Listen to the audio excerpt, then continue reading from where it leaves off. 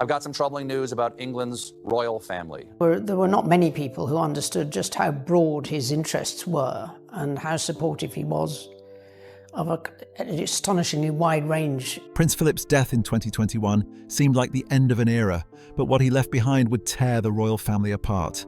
A secret letter, a massive fortune, and 7 words that nobody saw coming. Catherine gets everything. Camilla gets absolutely nothing. But here's what will shock you. This wasn't just Philip being petty. He knew something. I think corporate relationships are quite different. What the Prince Consort was trying to do is to try and say, look, you've got to have a marriage of art. I think that they then split again, and I think they're gradually coming together. Something so dark, so dangerous about what was happening inside the palace that he had to act from beyond the grave. What he discovered will make your blood run cold, and the royal family is desperate to keep you from finding out.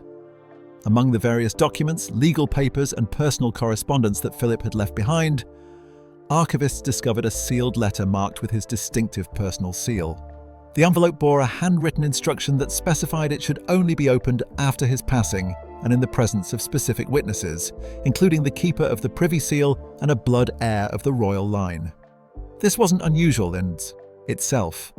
Many members of the royal family leave sealed instructions for various matters. What made this particular letter extraordinary was what it contained. According to multiple sources familiar with the matter, the letter was discovered during what should have been a straightforward archival process.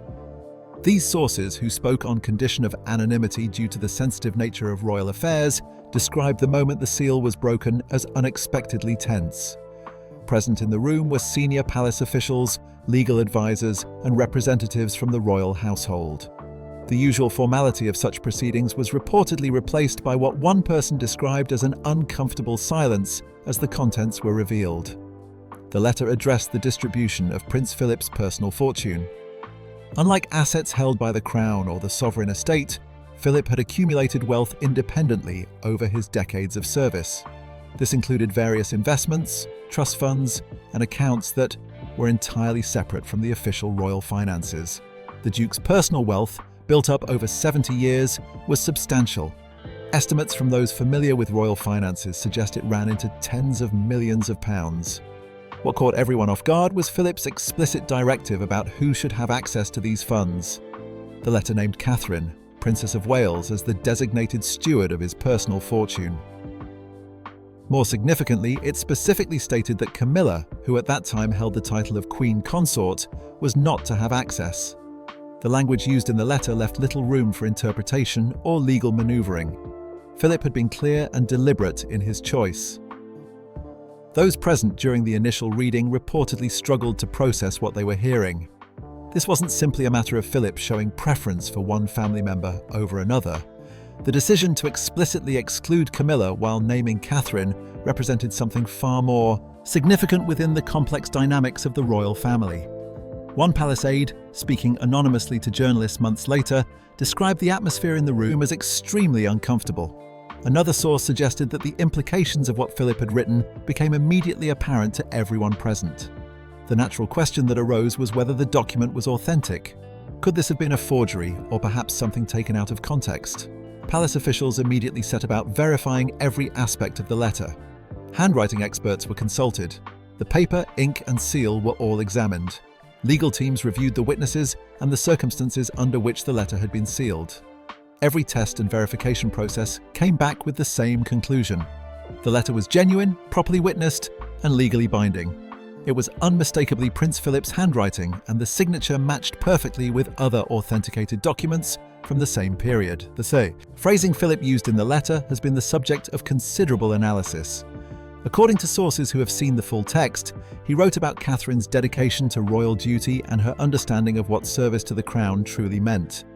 He contrasted this with what he described as competing interests that could potentially compromise the clarity and focus needed to maintain the monarchy's integrity.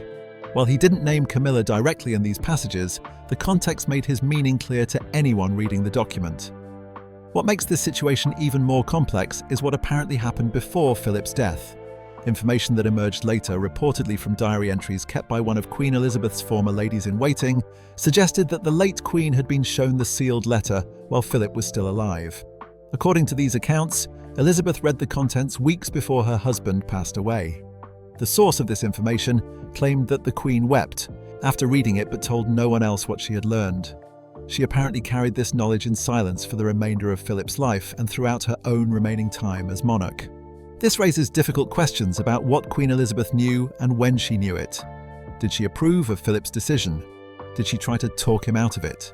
Or did she simply respect his right to distribute his personal wealth as he saw fit?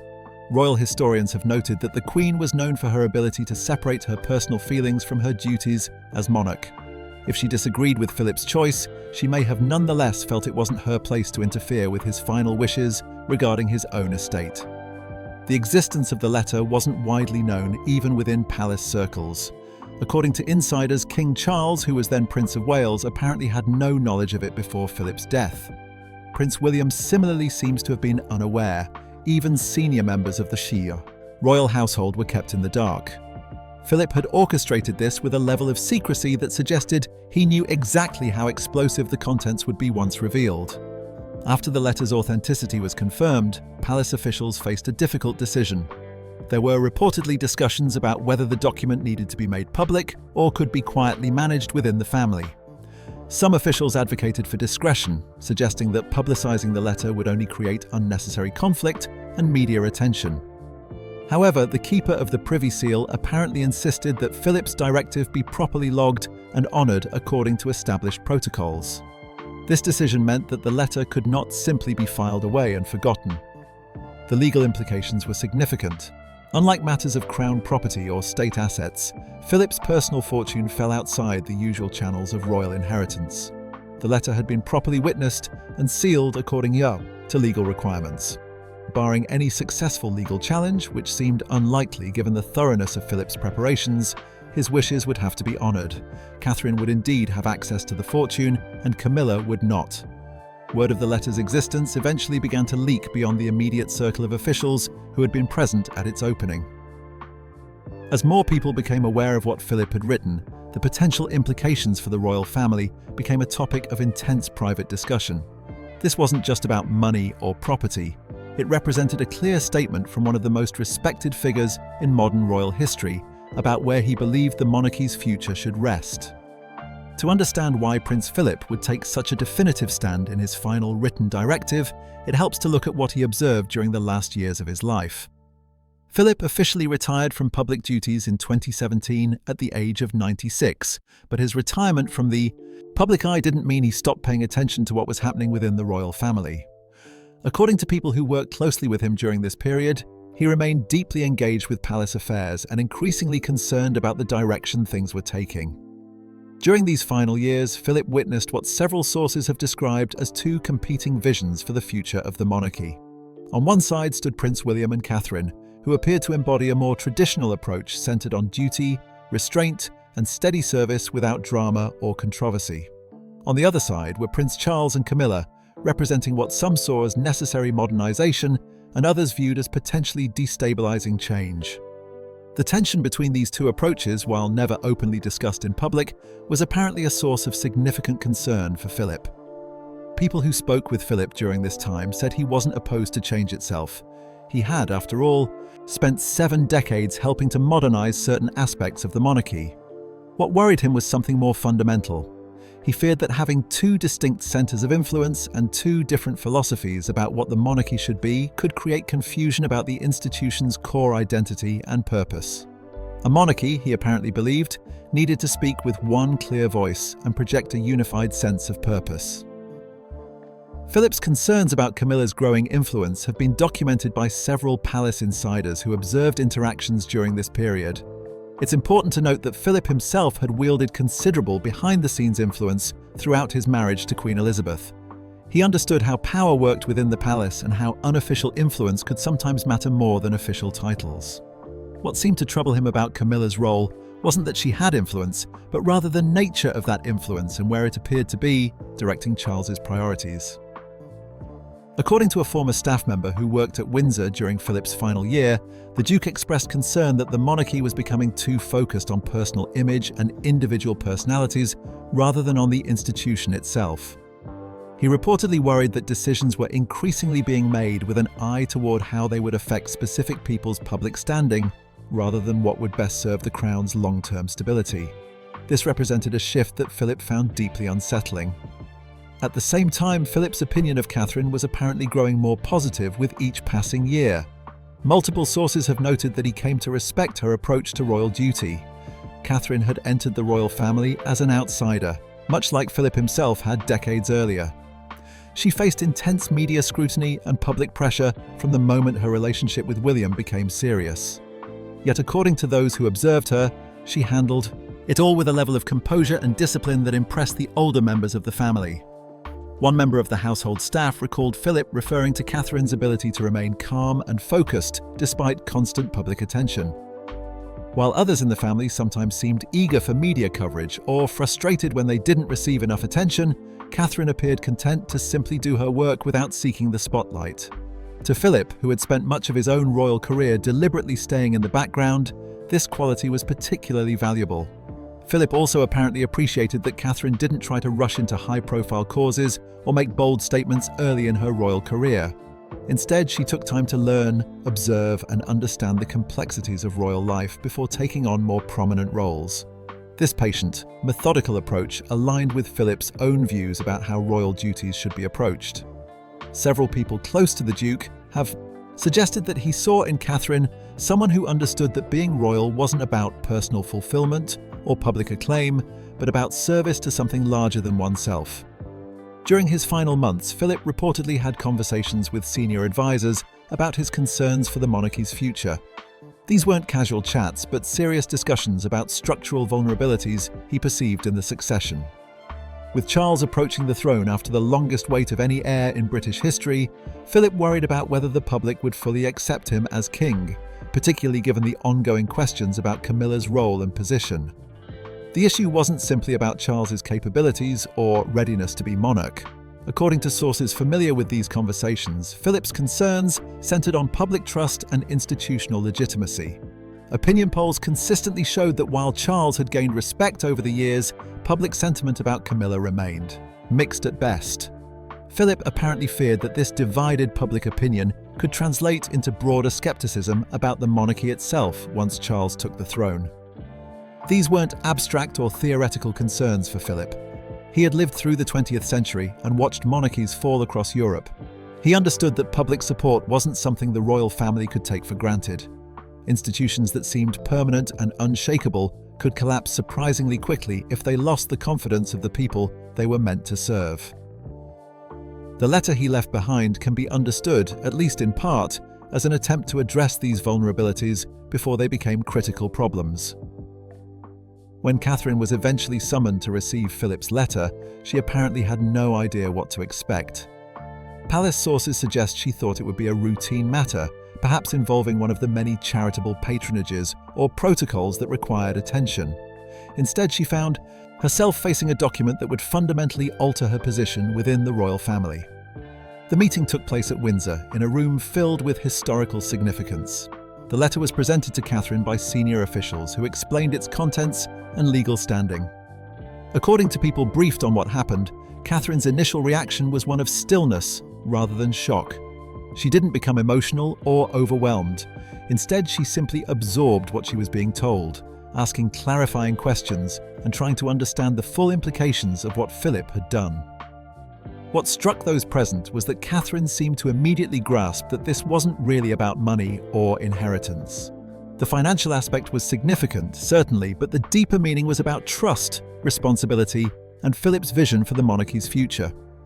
He had chosen her, specifically and deliberately, to carry forward his legacy and values.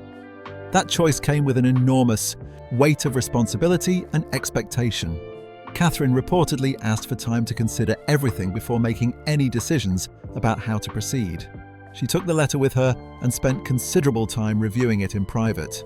People in her inner circle, who are trained to read her subtle reactions and moods, said she seemed deeply affected by the gravity of what had been placed in her hands.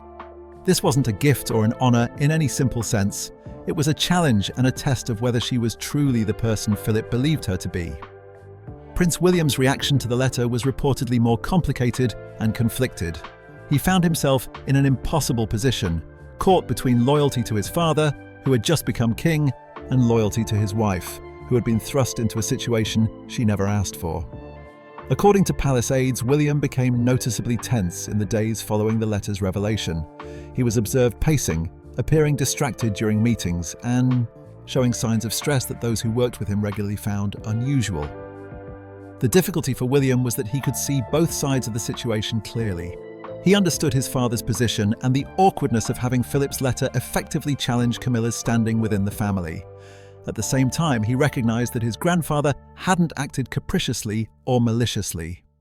Philip had made a calculated decision based on years of observation and deeply held convictions about what the monarchy needed to survive.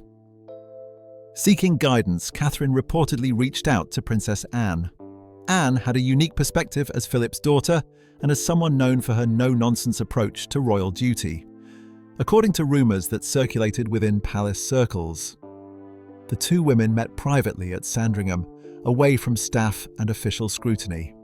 What was discussed remains largely unknown, but people familiar with the situation believe Anne provided Catherine with crucial advice about how to handle the situation with both strength and discretion. The guidance Catherine received, whether from Anne or from her own instincts, led her to make a decision that would set the tone for everything that followed. She chose not to make any public statements or engage with the media about Philip's letter. Instead, she let her actions speak. Most notably, she ceased all direct communication with Camilla. In a family where so much depends on subtle signals and unspoken understandings, this silence was louder than any public confrontation could have been. When news of Philip's letter reached Camilla, her reaction was reportedly immediate and intense. According to sources who were present at Clarence House in the days following the revelation, the Queen Consort was furious. This wasn't just wounded pride or personal disappointment. For Camilla, the letter represented a fundamental challenge to her legitimacy and her place within the royal family. After years of working to rehabilitate her public image and gain acceptance as Charles's wife, Philip's final directive felt like a rejection that reached beyond the grave. People who witnessed Camilla's initial response described it as volcanic. One aide mentioned hearing raised voices and the sound of objects being moved or thrown in the private quarters of Clarence House. These accounts, while difficult to verify completely, paint a picture of someone who felt deeply betrayed and undermined by a man she had never fully won over despite decades of effort. The fact that Philip had put his feelings in writing, with legal force behind them, made the situation far worse than any private disagreement or family tension could have been. Within hours of learning the full contents of the letter, Camilla reportedly requested an urgent private meeting with King Charles. What transpired between them isn't fully known, but palace insiders suggest the conversation was extremely difficult. Camilla apparently made clear that she viewed the situation as untenable and demanded that Charles take action to contain the damage. Some sources claim she threatened to withdraw from public duties entirely if the matter wasn't handled in a way that protected her dignity and standing. The position this put Charles in was extraordinarily difficult. He had just ascended to the throne after waiting longer than any heir in British history.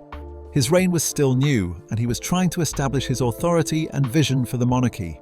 Now he faced a choice between honouring his father's dying wishes and supporting his wife, who felt humiliated by those same wishes.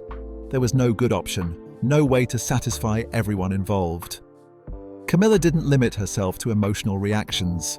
She quickly mobilized her allies and advisors to develop a strategy for managing the situation. Almost immediately, people connected to Clarence House began working to minimize the legal significance of Philip's letter.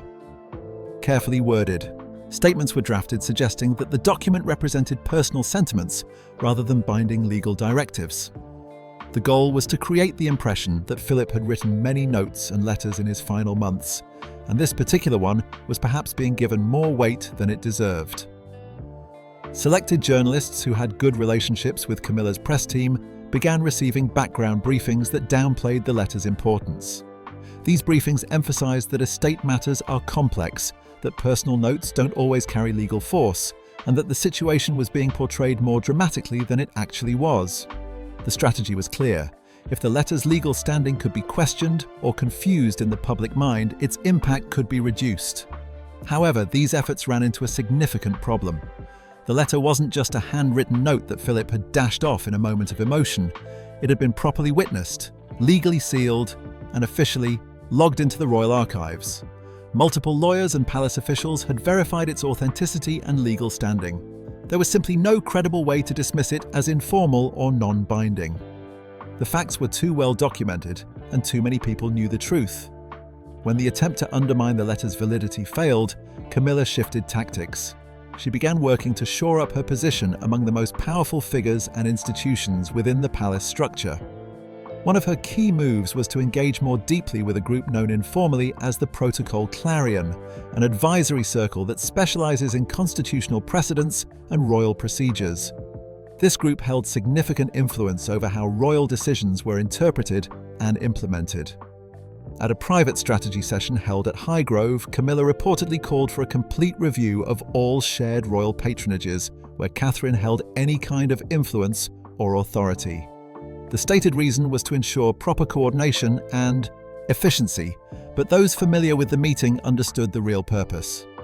Camilla was looking for ways to reassert control and demonstrate that despite Philip's letter, she remained a powerful force within the royal household. In the weeks that followed, subtle but noticeable changes began appearing in how certain royal activities were organized and managed. Two charitable organizations that had been closely associated with Prince Philip suddenly found themselves being redirected under Camilla's oversight. An educational initiative that Catherine had been developing was put on hold for what was described as a structural review. These moves were presented as routine administrative adjustments, but people watching closely understood they were part of a broader pattern. Perhaps the most significant move came when Camilla began laying groundwork to bring her son, Tom Parker Bowles, into a more formal role within palace operations. The proposal was framed around public outreach and modernization efforts, but it represented something more fundamental. If successful, it would mean that Camilla's biological family would have an official foothold in royal structures, creating a legacy that extended beyond her role as Charles's wife. For those who supported Philip's vision, this was exactly the kind of development he had apparently feared and tried to prevent. There were also reports that pressure was being applied to the keeper of the archives, the official who had authorized the release of Philip's letter in the first place. According to one source, a senior phone call from Camilla's office raised concerns about security protocols and internal loyalty. The language used was careful and indirect, but many interpreted it as a clear warning about what could happen to people who acted against Camilla's interests. The keeper, who had served both Queen Elizabeth and Prince Philip for many years, reportedly refused to back down or apologize for following proper procedures. Yet even as Camilla was consolidating her position and pushing back against Philip's directive, another group within the palace was quietly organizing. These individuals, who came to be known informally as the Inner Four, saw the situation very differently. They believed that honoring Philip's wishes wasn't just about respecting one man's final directive, it was about protecting the monarchy itself from what they viewed as a dangerous deviation from its core principles and values. The four key figures in this alliance represented different power centers within the royal structure. Princess Anne brought her father's perspective and her own reputation for unwavering commitment to duty. Sophie, Duchess of Edinburgh, offered diplomatic skills and the ability to build bridges between different factions. Sir Clive Alderton, despite being the King's private secretary, had never hidden his reservations about Camilla's expanding influence. Lord Fellows contributed legal expertise and an encyclopedic knowledge of royal protocols. Their first meeting was conducted with extraordinary secrecy. It took place at Sandringham, arranged through Princess Anne's personal network and kept hidden even from household staff who would normally be aware of such gatherings. The tight security reflected how seriously the group took their mission and how concerned they were about potential interference from Camilla's allies. At this meeting, the group carefully examined every aspect of Philip's letter. They discussed its legal standing, its practical implications, and its deeper meaning for the monarchy's future. Notes from the meeting, which later surfaced through a household staffer, captured the urgency and determination of those present. One phrase in particular stood out and reportedly became something of a motto for the group. "This is not rebellion, this is preservation." Lord Fellows raised important questions about the legal structure of Philip's estate. If Catherine was to receive control of Philip's personal wealth, there needed to be an absolutely airtight framework that couldn't be challenged or dismantled through legal maneuvering or political pressure. Sir Clive then revealed something that surprised even the others in the group. Prior to his death, Philip had been systematically restructuring certain holdings, investments, and accounts to ensure they were completely separate from Crown assets. This wasn't a spontaneous decision made in his final days. It was a carefully planned strategy that had been years in the making. The most shocking revelation came when the group examined documentation that referenced what was called a secondary clause. This clause used language that had never appeared in any previous royal directive, referring to the appointment of what it called an unshakable moral steward. The phrase was unusual and deliberately chosen. The Inner Four interpreted it as Philip's coded way of endorsing Catherine not just for managing his fortune, but for serving as a kind of guardian of the monarchy's ethical foundation. Princess Anne then apparently shared information that reframed the entire situation. She revealed that she had personally delivered Philip's original letter to Catherine. If true, this meant Anne had known about the plan all along. It suggested that what appeared to be a sudden revelation was actually the culmination of a long-term strategy that Philip had been developing for years, with Anne serving as his trusted courier and executor. Meanwhile, Camilla's supporters within the palace, sometimes referred to as the Clarion Ring, had become aware that something was happening. They began tracking the movements and communications of the Inner Four, trying to understand what was being planned. The palace increasingly felt like a battleground, with two opposing sides maneuvering carefully but deliberately for advantage. Then came the discovery that would change everything. Hidden in a Geneva lockbox, deliberately placed outside British legal jurisdiction, was another document from Philip. This wasn't just an addendum or clarification to his original letter, it was something far more comprehensive and devastating. The document, formally titled Clause 4B, but known among those who discovered it as the Sunset Provision, contained instructions that went beyond anything the palace had anticipated. The clause stated explicitly that no assets, whether material, symbolic, or institutional, could pass to or through a consort who lacked sovereign lineage. The language was technical and precise, but its meaning was unmistakable. Camilla and any of her descendants or dependents were completely excluded from any claim to Philip's legacy. Not just his personal fortune, but anything bearing his name or connected to his work and values. It was a total severance, executed with legal precision. Catherine's response to the escalating situation came not through confrontation or public statements, but through a series of carefully calculated moves that demonstrated both strategic thinking and deep understanding of how power actually works within the royal family. Her approach surprised even those who had been supporting her, because it avoided the kind of direct conflict that many had expected, and instead created a new structure that made further opposition nearly impossible. The first major step was the announcement of what became known as the Philip Stewardship Trust. This was presented through a brief statement from the Royal Communications Office one morning, without fanfare or extensive explanation. The trust was described as an independent body designed to uphold the values that Prince Philip had championed throughout his life, including service, environmental stewardship, youth development, and quiet dedication to duty. The announcement was understated, almost modest in its presentation, which made its significance easy to miss at first glance. What made the trust remarkable wasn't its stated purpose, but its structure. Unlike most royal charitable initiatives, this trust would not be governed directly by Buckingham Palace or subject to oversight from the usual royal household structures. Instead, it would operate with legal independence and answer primarily to the public through transparent reporting and accountability measures. In practical terms, this meant that Catherine had moved Philip's legacy outside the direct reach of palace politics and placed it in a framework that neither Camilla nor Charles could easily control or influence. The genius of this approach became clear to royal observers once they had time to study what Catherine had actually done.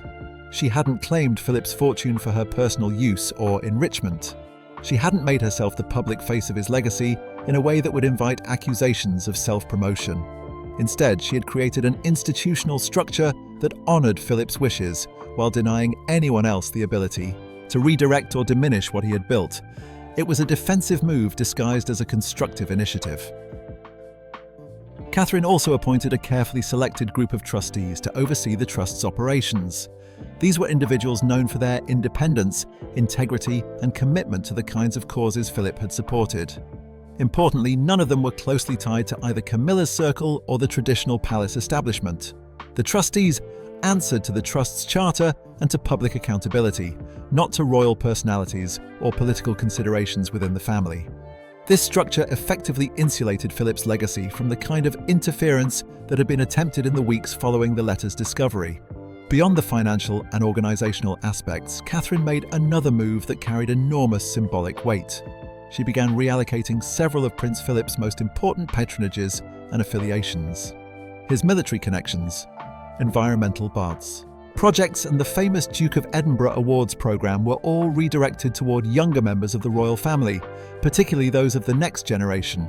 Prince George, Princess Charlotte and Lady Louise Windsor suddenly found themselves connected to initiatives that had been central to Philip's identity and work. This reallocation served multiple purposes. It bypassed the current generation's conflicts and positioned Philip's legacy in the hands of young people who couldn't be accused of political manoeuvring or personal ambition. It also sent a clear signal about continuity and long-term thinking. Catherine wasn't fighting for control in the present moment. She was planting Philip's values and vision in the future, where they could grow and develop beyond the reach of current disputes. The public response to these moves was striking. Opinion polls showed Catherine's approval ratings climbing to levels not seen since the early years of Princess Diana's time in the royals' family. News articles and editorial commentators described her as embodying the kind of quiet dignity and service that many people felt the monarchy should represent. The phrase "quiet coronation" began appearing in social media discussions, suggesting that Catherine had achieved a kind of popular mandate without any formal ceremony or official recognition. Meanwhile, Camilla's public standing suffered noticeably. For the first time in years, polling data showed her favourable ratings declining significantly. News coverage increasingly portrayed her as a divisive figure, someone whose presence created tension rather than unity within the royal family. The contrast with Catherine's rising popularity made the situation even more difficult for Camilla and her supporters to manage. They had lost not just the internal palace battle, but also the broader contest for public opinion.